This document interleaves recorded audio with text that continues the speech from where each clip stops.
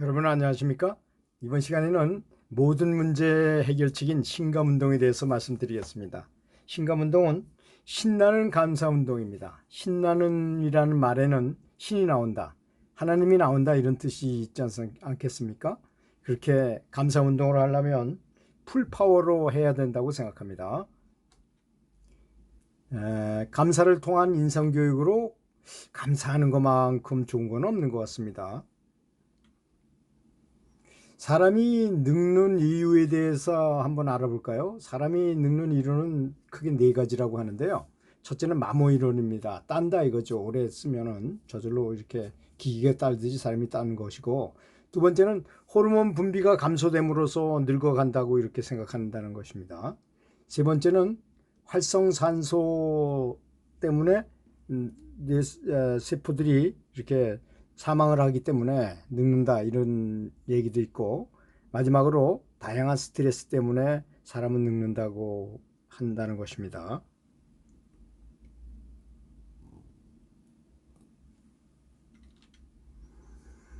근데 사람들이 죽음에 대해서 너무 공부를 안 하는 것 같습니다. 뭐 아시다시피 토스토이는 죽음을 생각하지 않고 사는 삶은 동물과 다를 바 없다고 말했지 않습니까? 그렇게 죽음을 좀 생각하면서 사는 것이 좋겠습니다. 우리는 태어나는 순간 이미 사형 선고를 받은 사람이나 다름없지 않습니까? 단지 그 시간이 길게 남았느냐 적게 남았느냐만 차이가 있을 뿐이죠. 자, 사람들이 죽음을 고통스럽게 생각하는 이유는 이게 처음 당해 보니까 이게 무엇인지 모른다는 것입니다. 그리고 죽으면 굉장히 괴로울 것이고 아주 굉장히 어려운 것이라고 이렇게 생각한다는 것입니다. 그래서 걱정하고 초조하고 불안감이 엄습해 오는 것이죠.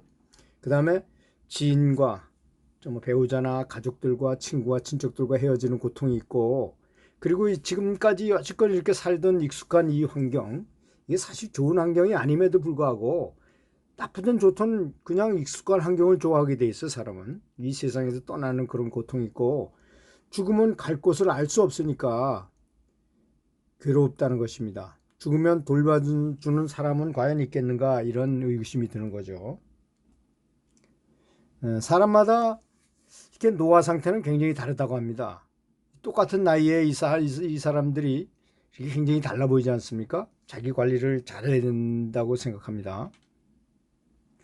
자, 사람이 죽을 때 후회하는 25가지라는 그 일본 여자 의사가 이걸 발표한 적이 있었고 책으로 써냈죠.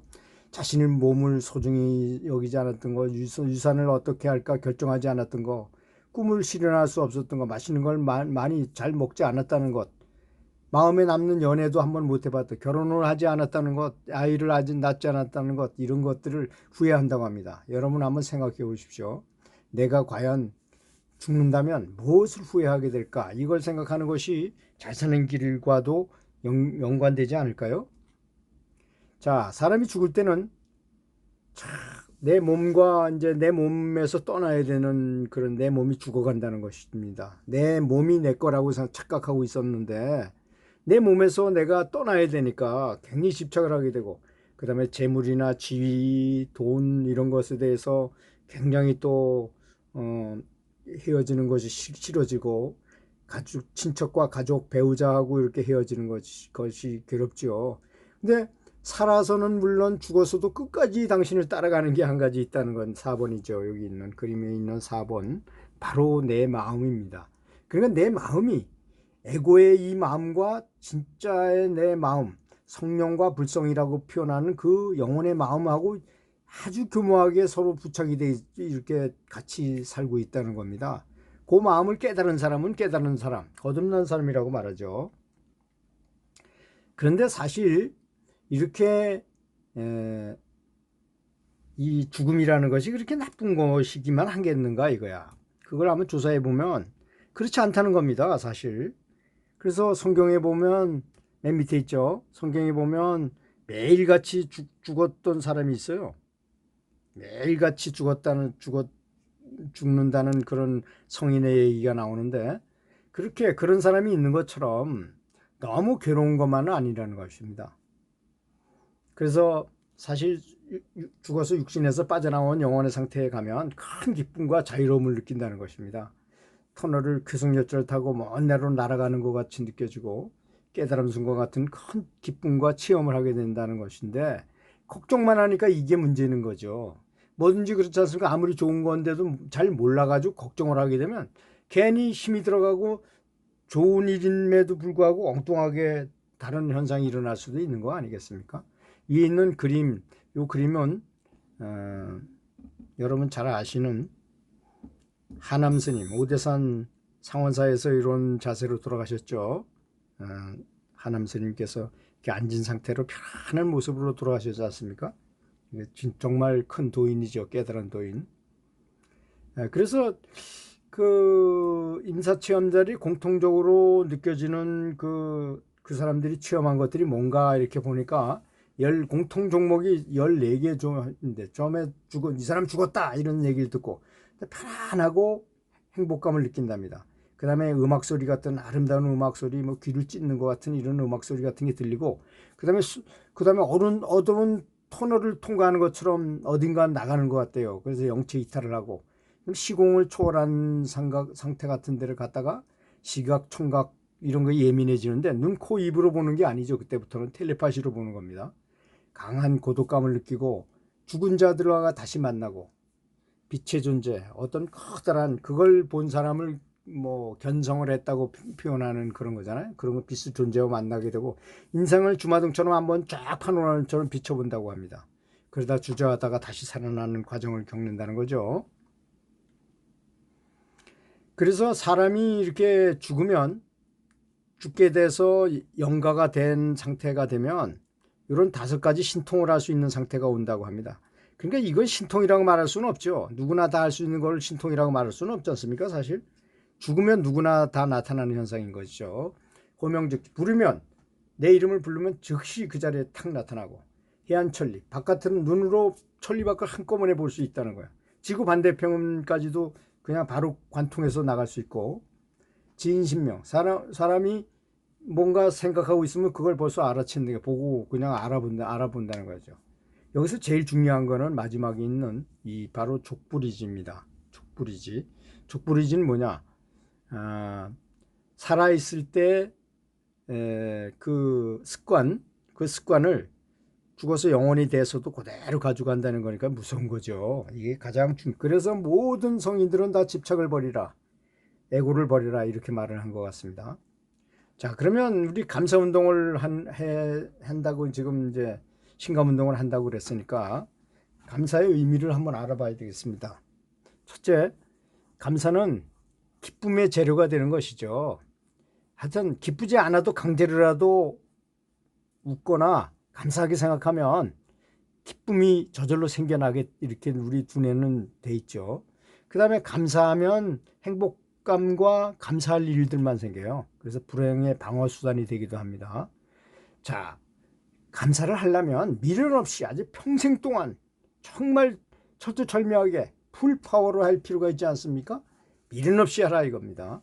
그다음에 집중력 훈련 방법으로 감사하는 게 굉장히 좋습니다. 감사를 하게 되면 두뇌의 속이 최적화 상태가 됩니다.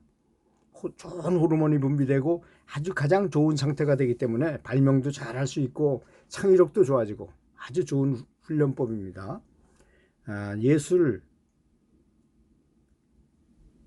예술은 신에 대한 감사하는 방법으로 그렇게 표현하는 것이죠. 예술품으로 여러 가지. 다음 감사의 기술을 보면 고난에 감사하면 2배로 축복을 받습니다. 감사할 걸 감사하는 건 누구 못하겠습니까? 그죠? 그런 게 아니고 그럼에도 불구하고 내가 이렇게 어려움에도 불구하고 감사했을 때 신은 축복을 2배로 준다는 겁니다.